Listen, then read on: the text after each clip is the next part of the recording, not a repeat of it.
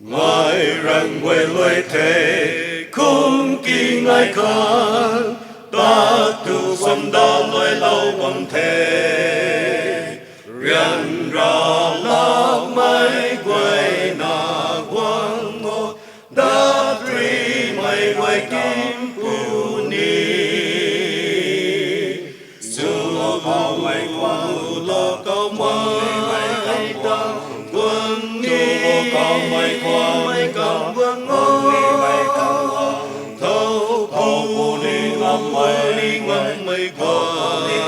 quay ra quang hiểm ta thoát nô ngài rằng quay lối thế không kỳ ngài khăn quang thô cai khăm lan bằng khâu hai sầm bầu mây bóng tây cài bầu rơi nắng khăn sông đã lâu bằng thế xưa bao mây quang lo cao mây quang quang ni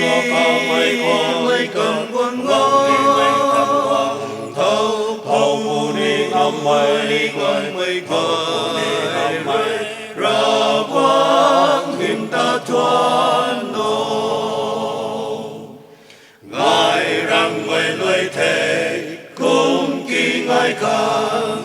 quang thô cai bầu khoa na bằng thế nhà la ri thô say nắng khăng thế in thoan rìu đạt mát nu xưa cao mây quang lo cao mây quang quang ni mây cầm quang ngô thâu phù ni ngâm mây quay ra quang hiểm ta thoát nô ngài rằng quay lối thế cũng kỳ ngài khăn đi tuần riêng ra quay gần cây thô cài bầu Christa tuần cùng kỳ cao riêng mây tùy tây quang giang thô xưa mây quang là cao mây tăng quang ni mây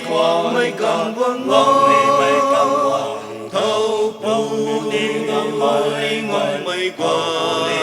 quay ra quang hiểm ta thoát